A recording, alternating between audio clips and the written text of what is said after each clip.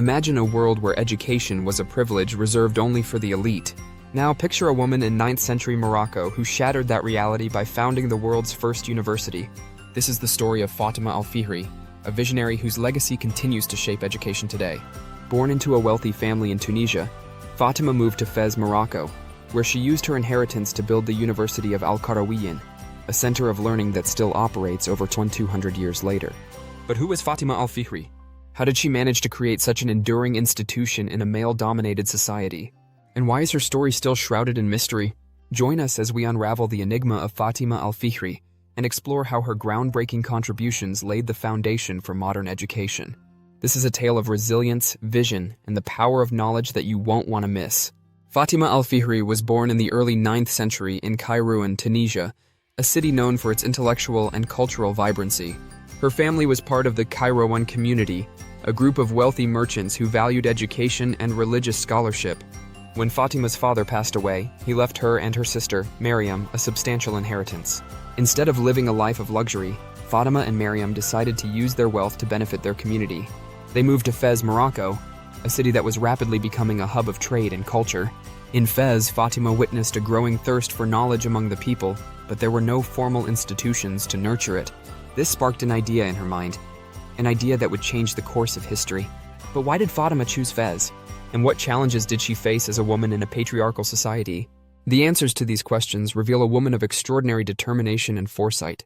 In 859 CE, Fatima al-Fihri embarked on an ambitious project, the construction of the University of al-Qarawiyyin. This wasn't just any building. It was a center of learning that would attract scholars from across the Islamic world and beyond.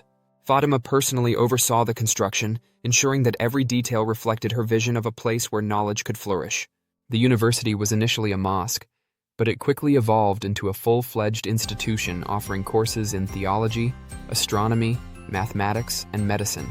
What's remarkable is that Fatima managed to create this institution without any formal education herself. She relied on her deep faith and her belief in the transformative power of knowledge. But how did she navigate the societal norms of the time? And what role did her sister Maryam play in this monumental project?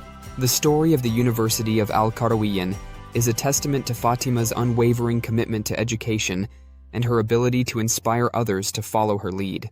The University of al-Qarawiyyin wasn't just a local institution. It became a beacon of knowledge that attracted scholars from all corners of the world. Among its famous alumni were Pope Sylvester II, who introduced Arabic numerals to Europe, and the Jewish philosopher Maimonides. The university's library, which still exists today, houses some of the oldest manuscripts in the world, including a 9th century copy of the Quran. But what made al-Qarawiyyin so unique? Unlike other centers of learning at the time, it was open to people of all backgrounds and faiths. This inclusivity was a radical idea in the 9th century and remains a cornerstone of modern education. Fatima's vision of a universal place of learning has inspired countless institutions around the world. But why is her name often left out of history books? The answer lies in the challenges of documenting women's contributions in a male-dominated world. Despite her monumental achievements, much of Fatima al-Fihri's life remains a mystery. Historians have pieced together her story from scattered records and oral traditions, but many gaps still exist. Why did she choose to remain anonymous in her work? Some suggest that it was a deliberate choice to avoid attracting attention in a patriarchal society. Others believe that her humility led her to focus on the institution rather than her own legacy. What we do know is that Fatima's story is a powerful reminder of the often overlooked contributions of women in history. Her ability to navigate societal constraints and create something as enduring as the University of al-Qarawiyyin is a testament to her ingenuity and resilience. But what can we learn from her story today? How does her legacy inspire modern movements for education and gender equality? Fatima al-Fihri's legacy extends far beyond the walls of the University of al-Qarawiyyin. Her vision of a universal place of learning laid the groundwork for the modern university system. Today, institutions like Harvard, Oxford, and the Sorbonne trace their roots back to the model she created. But Fatima's impact goes even deeper. She challenged the notion that education was a privilege reserved for the elite, and her commitment to inclusivity set a precedent that continues to shape educational policies around the world.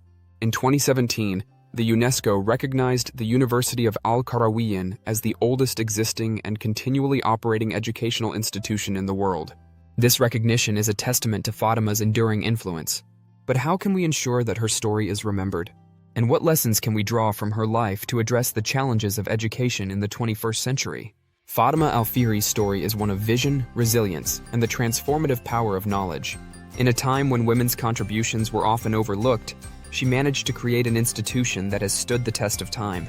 The University of al-Qarawiyyin is not just a historical landmark, it's a living testament to Fatima's belief in the universal right to education. As we reflect on her legacy, we're reminded of the importance of inclusivity, perseverance, and the courage to challenge societal norms. Fatima's story is a call to action for all of us to continue pushing the boundaries of what's possible. So, the next time you step into a classroom or a library, remember the woman who made it all possible. Thank you for joining us on this journey into the life of Fatima al-Fihri. If you enjoyed this video, don't forget to like, share, and subscribe for more hidden histories and untold stories. Let us know in the comments what other historical figures you'd like us to explore. And remember, knowledge is power. So keep learning, keep questioning, and keep pushing the boundaries. Until next time, stay curious. Want more untold stories? Hit that subscribe button and join us on our next historical adventure.